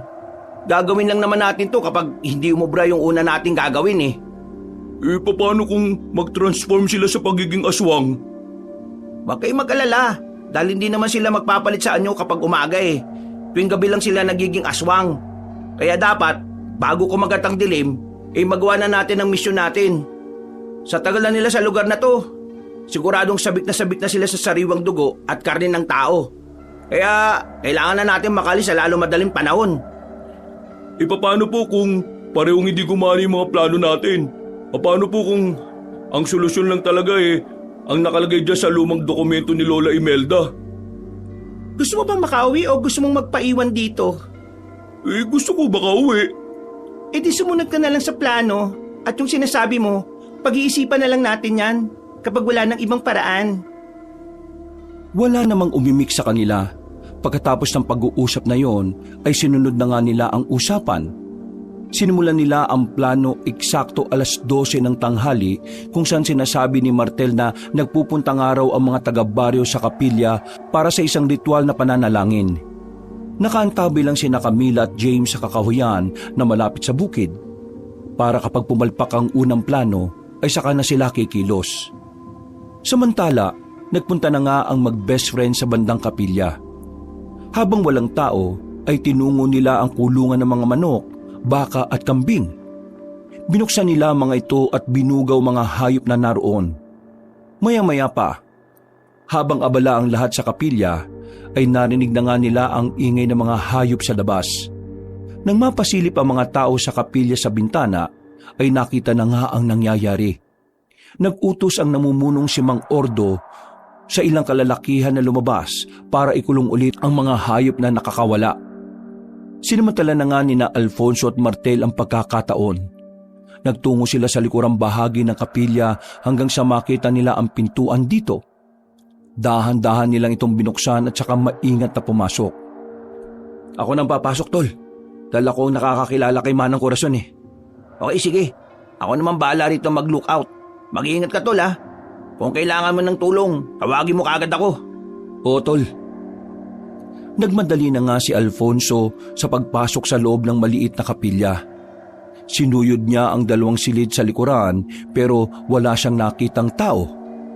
Kahit sa banyo ay nagpunta rin siya pero walang nakita roon. Nagdesisyon na siyang pumunta sa harapan. Sumilip siya sa kortina hanggang sa mapansin niyang nagbabalikan na ang mga tao na nagkulong sa mga hayop na pinakawalan nila. Hindi niya nakita roon si Manang Corazon kaya bumalik na siya sa kinaroroonan ni Martel. Pero nagulat siya dahil may ilang kalalakihan na papunta sa kinaroroonan nila. Makikita nila tayo, tol. Magtago tayo. Pero wala tayong pagtataguan. Bago pa matapos ni Alfonso ang pagsasalita, mula sa kinaroroonan nila ay nakita na nila si James na tumatakbo sa bukirin. Tila natunugan na nga ng mga yun ang kanilang sitwasyon. Dahil doon, ang mga kalalakihang papunta sana sa kinaroroonan nila ay tumakbo papunta kay James. Nagpahabol nga ang malusog na lalaki hanggang sa kakahuyan. Nang paangat na siya, ay nakaabang naman doon si Camila na inaabot ang kamay niya. Pero dahil sa mabilis sa mga kalalakihan kaya halos maabutan na sila. Bilisan mo, James! Abutin mo na ang kamay ko! Oo, ate! Paghawak ng malusog na binata sa kamay ni Camila, ay pwersahan niya yung hinatak. Dahil tuloy dito ay nahulog ang dalaga at dumaus-us pababa. Nagpalit sila ng pwesto. Si James na ang nasa ligtas na sitwasyon habang siya ang nasa baba at nakikipaghabulan. Tumakbo na si James pabalik sa kuweba na hindi iniisip ang kasama. Mabuti na lang ay dumating sina Alfonso at Martel kaya nailigtas nila ang dalaga. Natakasan nila ang mga taga-baryo at sabay-sabay silang nakabalik sa yungib.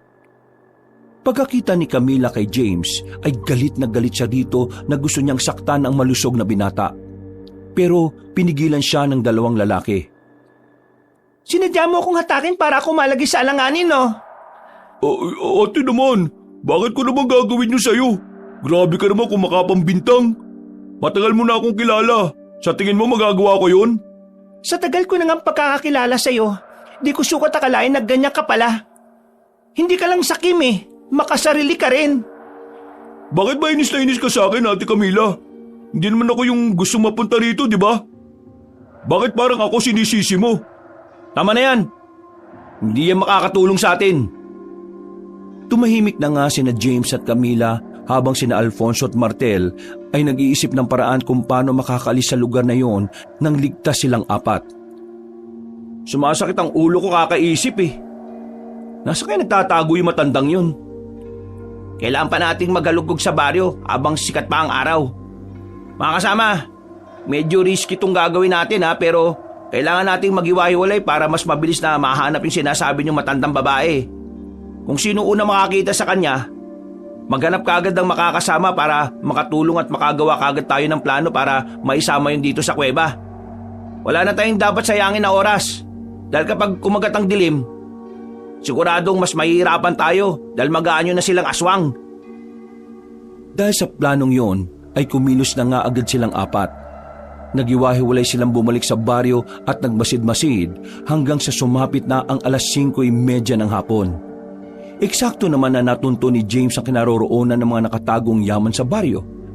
Dahil dito, tila nawala na naman siya sa focus. Gamit ang dala niyang bag ay kumuha siya ng mga ginto at alahas. Isinilid niya ang kakasya pero marami pa ring natira. Babalikan ko kayo! Ano yung ginagawa mo? Bakit inuuna mo pa yung mga kayamanan na nakita mo kaysa sa paghahanap kay Manang Corazon? Ate naman, huwag mo na akong pakialaman. Naghahanap naman ako sa taong yun eh. Nagkataon lang na itong una ko nakita. Umalis na tayo rito. Bilisan mo na dahil magdidilim na. Mauna ka na ate. Kaya ko na ang sarili ko. Napailing na lang si Camila at dahil nga sa papalubog na ang araw kaya sapilitan na niyang hinatak ang malusog na lalaki. Nagpambuno tuloy sila na siyang naging dahilan kung bakit nahulog ang bag na may kayamanan at kumalat sa sahig. Nakagawa din tuloy ito ng ingay, kaya nagpunta ang mga nagbabantay. Bakit mo ba kasi ako pinakikialaman ha? Nakita mo yung nangyari ate oh. Nahulog yung mga nakuha ko. Huwag mo nang damputin yan. Ano ka ba, James? Narinig na tayo ng mga taga-baryo eh. Pero tila bingi si James na patuloy pa rin sa pagdampot ng mga kayamanan. Hanggang sa unti-unti nang lumubog ang araw. Eksakto rin na may 4 na taga-baryo ang bumungad sa kanila. Tumingin ang mga iyon na masama. Ang mga mata nila ay tila nagliliyab sa galit na nararamdaman. At ilang saglit pa nga ay kitang-kita ni Camila kung paanong unti-unting magpalit anyo ang mga iyon bilang isang aswang na luwad. Ang mga aswang na luwad ay isa ring kakaibang uri ng aswang. Para silang mga palaka na may malaahas na dila. Mapupula ang mga mata, mahaba ang kuko at matutuli sa mga ngipin na kayang makasira kahit gaanong kakapal na kahoy. Tara na, James, ano ba? Umalulong ang 4 na luwad na tila nagtatawag ng iba pang kasama.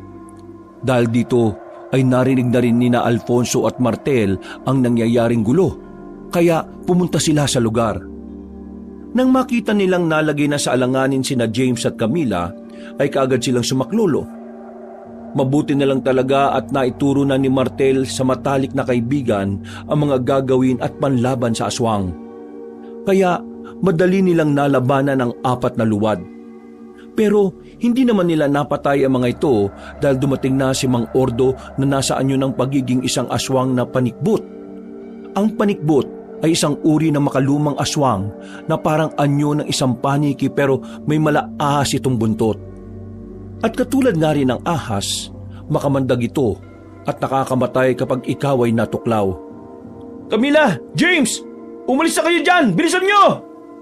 Dali-dali ngang tumakbo ang dalawa at sa kabutihang palad ay ligtas silang nakalapit kina Alfonso at Martel na handang-handa sa pakikipaglaban. Matatabang na dayuhan na pumasok sa lawawan ng baryo! Sige lang at magpakasaya kayo sa mga gintong yan! Ha! Tingnan natin kung hanggang kailan kayo magtatagal sa sinumpang baryo na ito! Pagsenyas ng pinunong aswang ay nagsulputan na nga ang mga luwad at tuuran. Nagsaboy naman ng pangontra si Martel saka sila tumakbo palayo hanggang sa makarating ulit sa kuweba. Nagsindi kagad ng apoy si Alfonso at nang masigurong ligtas na sila ay napasandal ang lahat habang si Camila ay galit na galit pa rin kay James. Nakita mo yung ginawa mo ron? Kamuntikan pa tayong mapahamak lahat. Sinabi ko naman sa iyo ate, di ba? Iwan mo na ako. Kaya ko sarili ko. Ay naku, nababaliw ka na, James. Di mo ako maintindihan eh. Dahil hindi ka naman nangangailangan ng gusto sa buhay. Pinanganak ka ng may kutsarang ginto sa bibig. Kaya ka ganyan. Lahat kayo. Hindi niyo ako naintindihan. Okay. Uminaw muna kayo. Camila, mahal, James, hindi tayo makakalaban dito. Dahil nandun sa labas ng kuwebang ito ang kalaban natin. Guys, may problema tayo. Tingnan nyo sa labas, oh. Sabay-sabay silang napatingin sa labas ng kuweba. At gano'n na lang ang gulat nila dahil nandun na nga ang mga taga-baryo na nasa anyo ng aswang. Nangunguna na si Mang Ordo na nasa anyo na isang panikbot. Ngayon lang to nangyari. Sa ilang araw ko ng paglalagay dito sa yungib, ngayon ko lang nakita na may tumambay na aswang dyan. Ang sabi dito sa lumang dokumento ni Lola Imelda hindi lumalapit ang mga aswang sa lugar na ito. Pero bakit sila ngayon nandyan, Tol? Wala rin akong ideya, Tol Malamang dahil yan na sa ginto. Baka ang mga ginto pa na dinala ni James ang maging daan para makapasok sila rito sa kuweba. Hindi ko rin alam pero posible nga. Kaya habang maaga pa, James, itapon mo na yan sa labas. Hindi ko susuko mga ginto ko. Nababaliw ka na ba talaga? Akin na nga yan. Natigilan na sila dahil kumuha ng malaking bato si James at umamba sa mga kasama. Kitang-kita sa mata ng malusog na binata ang determinasyon na hindi isuko ang mga hawak niyang kayamanan. Dahil dito ay wala na silang nagawa kundi ang pakalmahin si James, na parabang nawawala na sa kanyang sarili. Hanggang sa mula sa labas ay narinig nila ang maladimonyong paghalakhak ni Mang Ordo. Napalingon tuloy silang apat sa pinunong aswang pati sa mga kaanib nitong naghihintay lang sa likuran. Tama ang sinabi ng babae. Naparito kami dahil sa mga kayamanang kinuha niyo sa amin. Pero papayagan namin kayo makuha yan kung isusuko niyo ang isa sa inyong mga kasama. Makinig kayo! Ang sinasabi kong ito ay parehong may benepisyo sa atin. Alam niyo naman siguro ang patakaran na makakalabas lang kayo sa baryo Luntian kapag may isa sa inyo ang magsasakripisyo. Makinig kayo! Matagal na panahon kaming hindi nakakatikim ng sariwang dugo at karne ng tao. Kaya sana mapagbigyan niyo rin kami. Makakauwi kayo kasama ang kayamanan at makakakain kami. Batas lang naman, hindi ba? Hindi kami makikinig sa mga sasabihin ninyo. May iba pang paraan. Alam namin si Manang Corazon ang may alam ng tamang paraan para makabalik kami sa labas ng baryong ito. Makinig kang mabuti, lalaki. Ang trabaho ni Corazon ay magdala ng mga bibiktimahin sa lugar na to para makatikim naman kami ng sariwang dugo at karne ng tao. Sa madaling salita, mga biktima niya kayo. At binibigyan ko na kayo ng mainam na pagpipilian. Isa lang ang iiwanan nyo bilang sakripisyo at makakauwi na kayo. Kasama ang kayamanang hinahangad ninyo.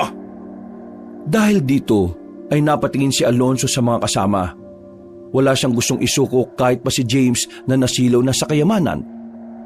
Matibay yung paninindigan niya na makakauwi silang apat ng buhay. Pero hindi ganito ang takbo ng tadhana. Mabilis ang sumunod na pangyayari. Hindi nila namalayan ang pagkilos ni James. Tanga ng bag nitong naglalaman ng ginto. Hinawakan niya at tinutukan sa leeg ng matulis na patalim si Camila. Hindi alam ni na Alfonso at Martel kung saan ang galing ang patalim na yon. Pero kinabahan sila para sa buhay ng dalaga. James, anong ginagawa mo? Pasensya na sir, pero punong-puno na ako dito sa girlfriend mo Dapat siya na ang magsakripisyo. Uwi ako ng buhay sa amin. Dala ang kayamanan na to. Huwag mong gawin to, James. May iba pang paraan. Wala na.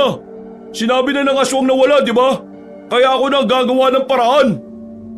Sinubukang pigilan ni na Alfonso at Martel si James, pero idiin nito ang patalim sa liig ni Camila. Bahagya yung nagdugo, kaya napahayaw sa sakit ang babae. Dahil doon ay natigilan sila at pinagmasdan na lang ang malusog na binata habang mabagal na lumalabas sa kuweba. Tuwang-tuwa naman si Mang Ordo at ang mga aswang sa kanilang nasisilayan, lalo na makita nila ang pagtagas ng kaunting dugo sa liig ni Camila. Para bang humalimuyak yun na isang mabangong samyo sa kanila. Yan! Tama ang naging desisyon mo, malusog na binata. Dahil dyan, makakamit mo ang lahat ng daladala mong kayamanan at makakauwi na kayong tatlo. Ako lang ang pauwiin mo. Sawang-sawa na rin ako sa pagiging sunod-sunuran sa dalawang yan eh. Ngayon, may mga kayamanan na ako. Ako na ang masusunod sa buhay ko. Gusto ko ang ugali mo, batabang binata. Parang bagay na bagay ka sa lugar na ito ah.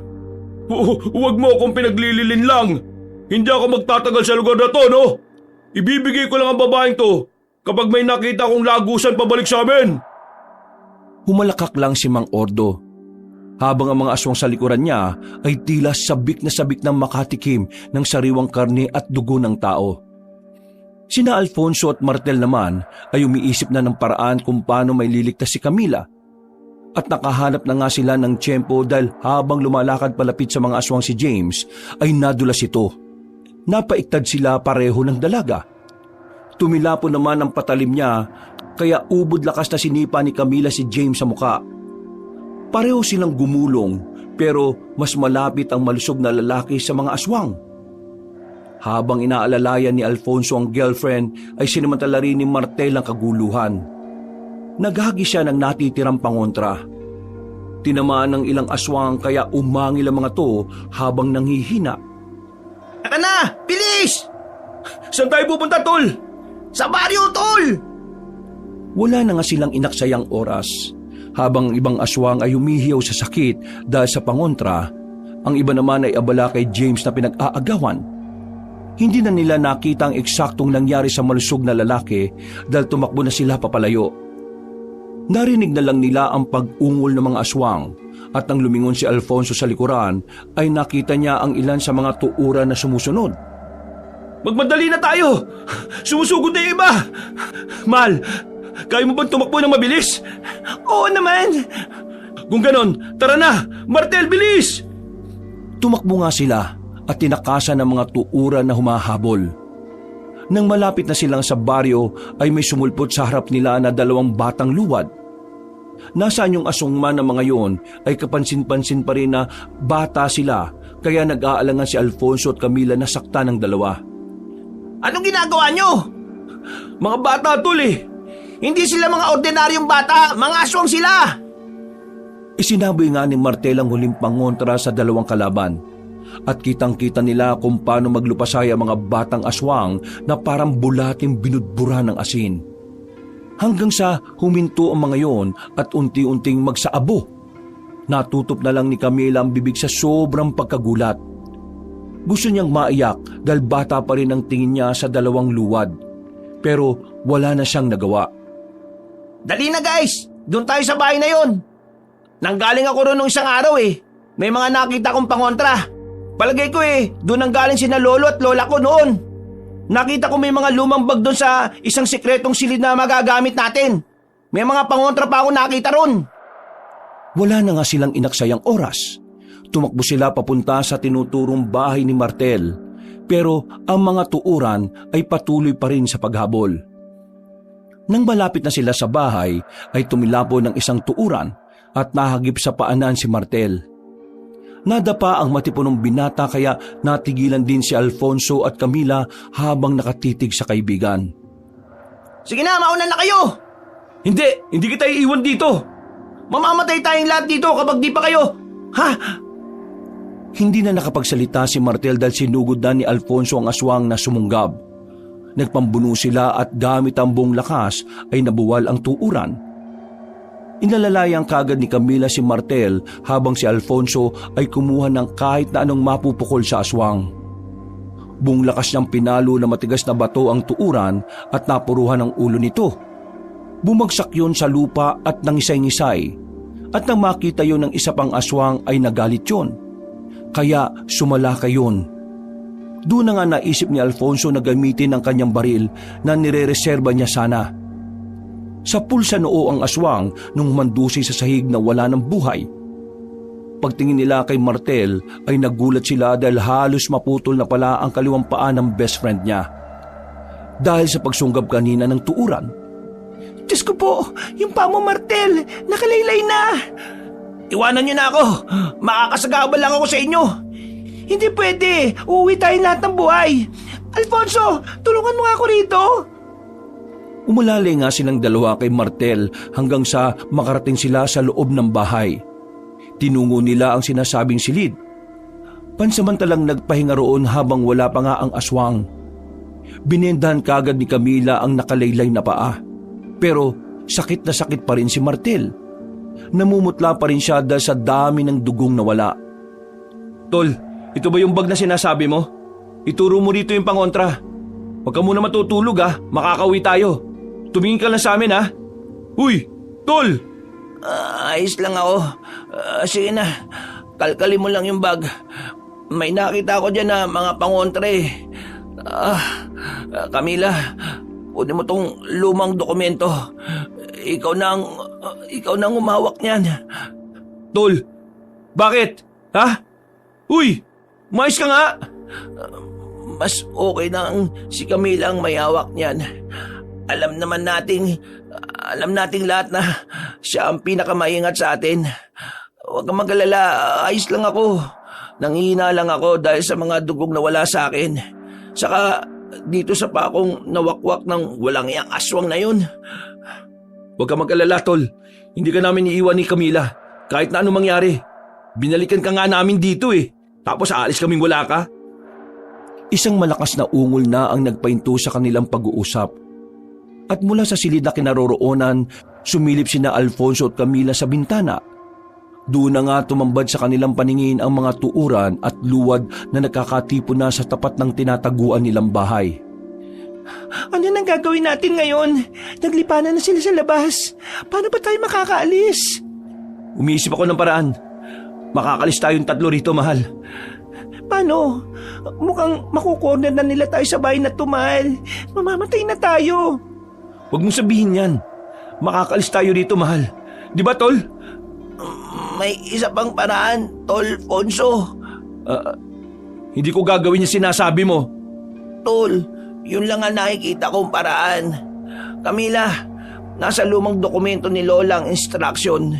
Gawin nyo na, bago pa mahuli ang lahat. Natigilan na naman sila sa pag-uusap dahil isang tuuran ang sumira sa bintana at pumasok sa loob ng kinaroroonan nilang silid. Gamit ang mga nakuhang pangontra ay sinaboy ni Alfonso ang isang botelya.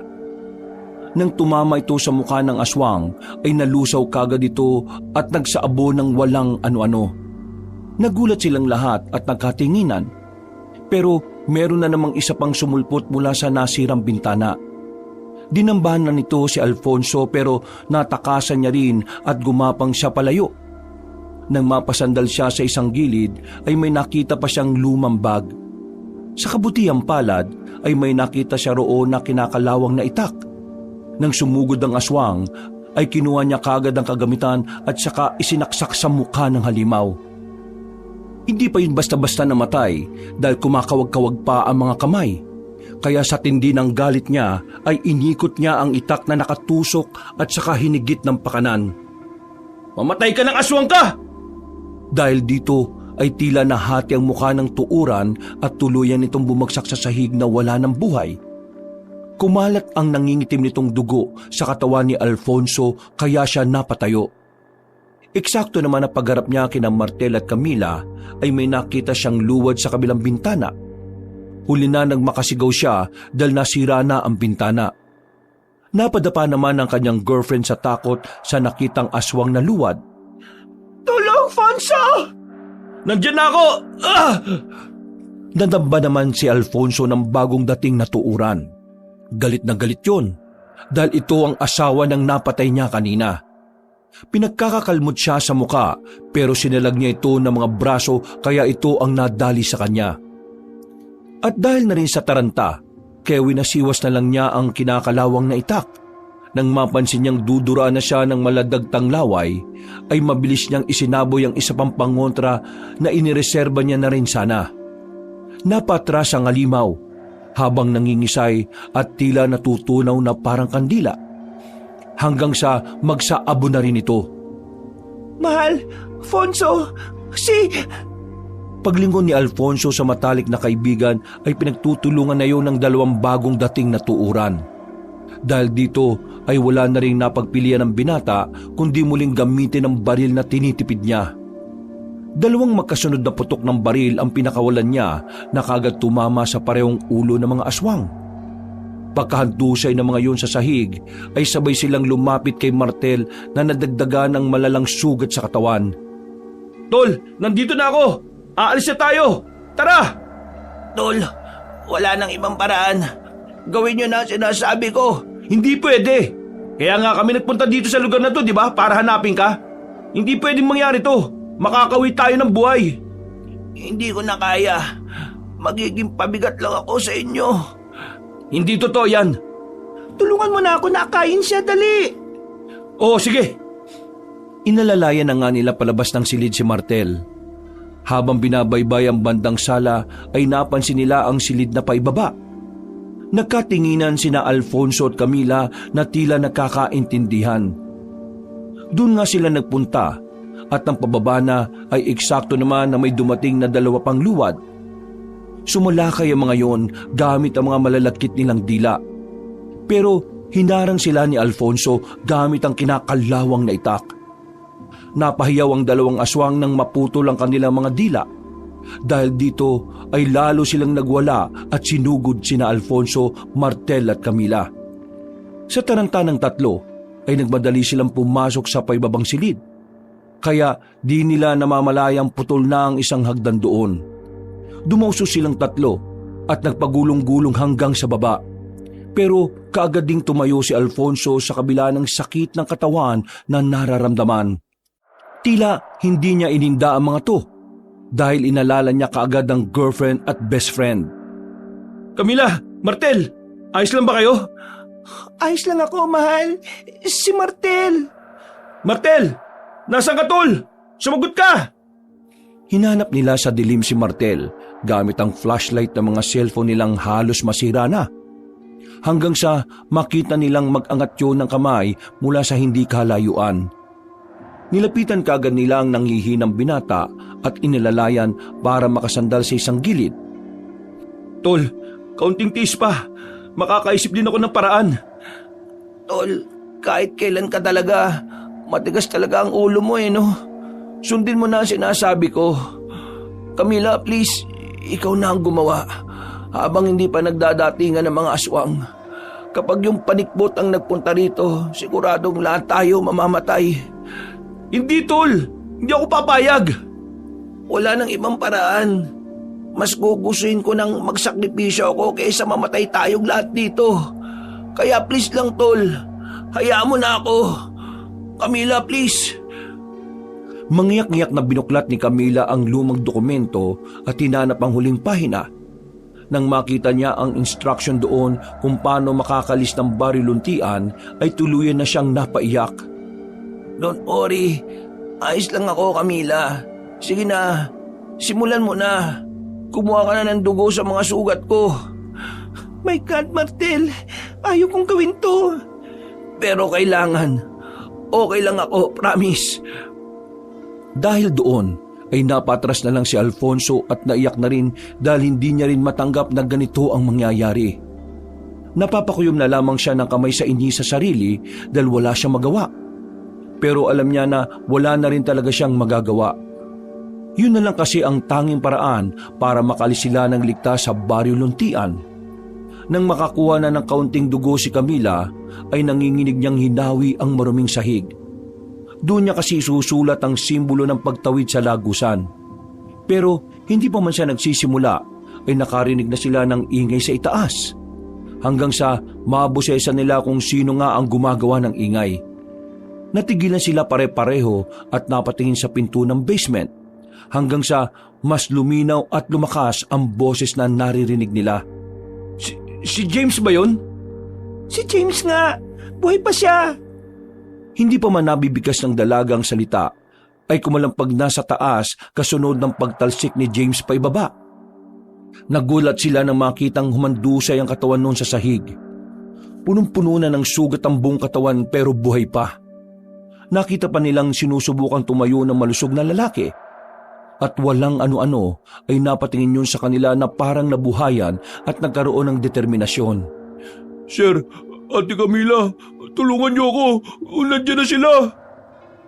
Hindi alam ni na Alfonso at Camila kung ano ang magiging reaksyon nila. Kung magagalit ba sila o maawa dahil sa mga pinaggagawa sa kanila ni James. Kung bakit sila mas lalong napahamak na lahat. Pero dahil sa kabutiang loob, ay lumapit pa rin si Alfonso at tinatak ang nanghihinang lalaki. Umiyak yun ng umiyak matapos mapagtanto ang kanyang mga nagawang kamalian. Sir Alfonso, salamat po sa pagtulong. Huwag kang magpasalamat at huwag kang umiyak-iyak dyan. Hindi porke niligtas kita nakakalimutan ko na ang mga ginawa mo. Tingnan mo kalagayan ngayon ni Martel. Tingnan mo siyang mabuti. Kung di mo inuna yung sarili mo, hindi sana tayo magkakanda leche-leche ng ganito. Sorry sa mga nagawa ko. Dinig na dinig ko yung sinabi mo dun sa kuweba. At ngayon, nakikita kita. Palagi yung nagpapaulit-ulit sa utak ko. Kaya hindi ko alam kung pagkatapos nito mapapatawad pa kita. Tol, saka na kayo magtalo. Gawin mo na, Camila, ang dapat mong gawin habang wala pa mga aswang. Gawin mo na ang simbolo ng pagbubukas ng daan palabas sa padyong to. Hindi nga nagkamali si Martel ng hinala dahil walang ano-ano ay sumulpot na ang mga luwad. Tuuran at kasama pa si Mang Ordo na nasa anyo ng aswang na panikbot. Natigilan silang lahat dahil humalakhak ang pinunong aswang. Habang dahan-dahan silang bumababa sa basement. Ha! Kita mo nga naman. Talaga nagkatipon-tipon pa kayo sa isang lugar, ha? Napakapabor talaga sa amin ng pagkakataon dahil hindi lang isa, kundi 4 ang mapagpepiestahan namin. Maraming salamat talaga kay Corazon sa walang sawa niyang pagpapadala ng handog sa mga taga-Baryo Luntian. Mga dayuhan, may gusto ba kayong sabihin bago namin wakwakin ang tiyan ninyo? Higupin ang mga sariwan yung dugo at paghati-hatian ang mga laman loob nyo at sariwang karne. Bumalik na kayo lahat sa impyerno! Oh, wag kang magpatawa, lalaki. Bumalik ba ka mo kami sa impyerno? Hindi mo ba alam na nasa pintuan ka na ng impyerno? At pagkatapos namin kayong pagpiestahan, ay makikita nyo ng sabay-sabay ang hinihiling mong impyerno! Napatras si Mang Ordo matapos siyang sabuyan ni Alfonso ng natitirang pangontra. Mabuti na lang ay hindi siya natamaan sa mukha. Nadaplisan lang ang kanyang talampakan na unti-unting nasusunog. Kaya pinutol niya ito kagad para hindi na gumapang. Ang lakas din ng loob mo, Mamamatay na lang kayo! Sige! Hindi ko na patatagalin ang paghihirap ng mga kasama mo. Pero ikaw, sinisiguro kong mahihirapan ka! Suminyas na ang punong aswang sa mga kasama. Pero hindi nila namalayan na kanina habang abala sila sa pakikipag-usap kay Alfonso, lumapit na ang sugatang si James kay Camila at nag-request na siya na lang ang gawing sakripisyo. Gamit ang dugo ni James, ay dali-dali ngang inukit ng dalaga sa sahig ang simbolo ng lagusan palabas at saka binikas ng 12 beses ang orasyon.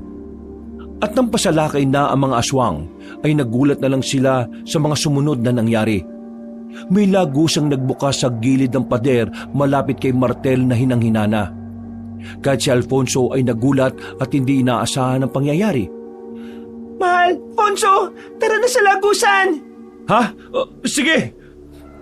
Dali-dali siyang tumakbo at binitbit si Martel at saka tumalon sa lagusan pabalik sa kapis. May mga aswang pang sumunod pero nang makalabas na sila roon ay bigla na lang silang natunaw. Nagulat ang magkasintahan matapos yung makita. Pagtingin nila sa lagusan ay nakita nila kung paanong unti-unting lamunin ng lupa ang katawan ni James na wala ng buhay. Napaangil din si Mang Ordo dahil alam niyang kapag tumawid sila ay mamamatay sila katulad ng nangyari sa 2 aswang na sumunod. Bakit hindi ka ngayon sumunod dito? Kung matapang ang aswang ka, lumabas ka dyan! Diyan sa Baryo Luntian at sumunod ka rito! Hindi pa tayo tapos! Sigurado akong ibabalik kayo ni Corazon dito sa Baryo Luntian.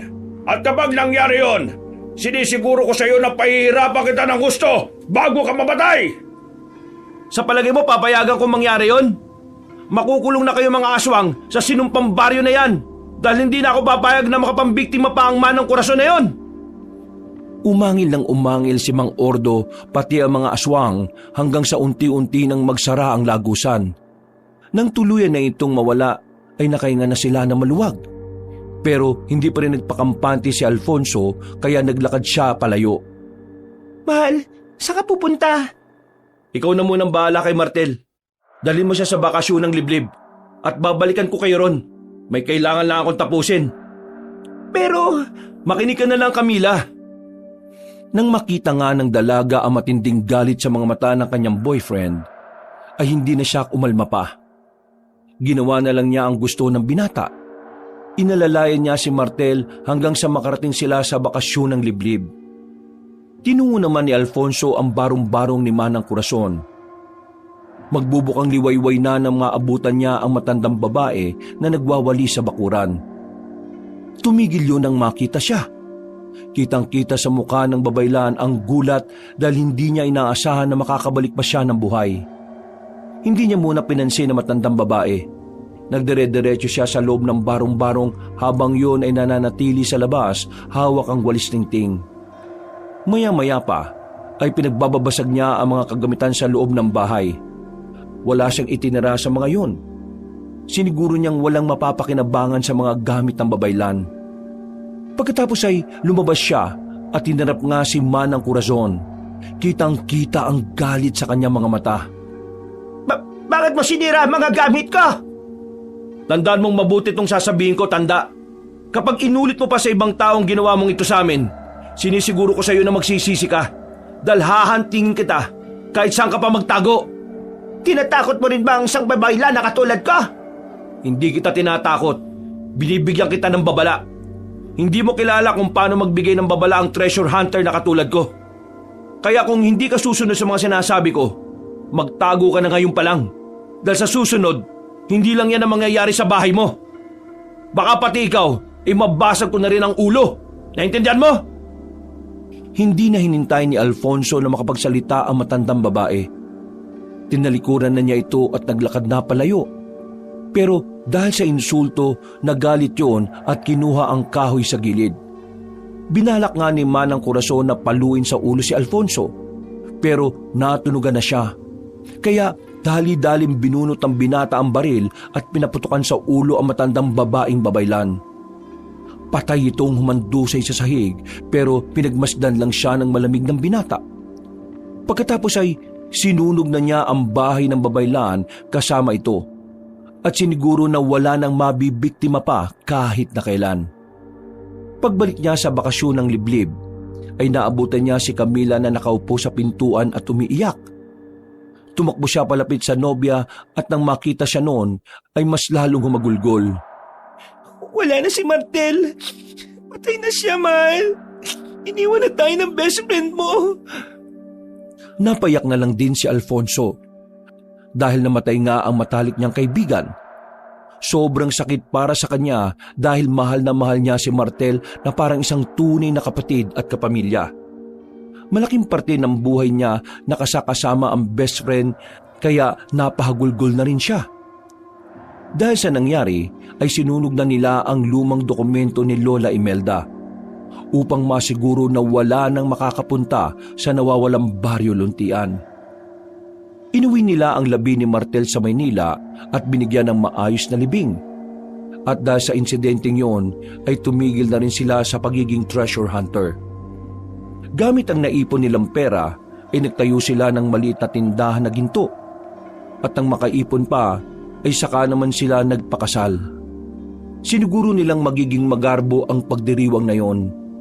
Nang magkaanak sila ng kambal, ay pinangalanan nila ang dalawang lalaki na Martel at James bilang pag-alaala sa mga kasama na namatay matapos nilang makaengkwentro ang mga aswang sa nawawalang baryo. Wakas,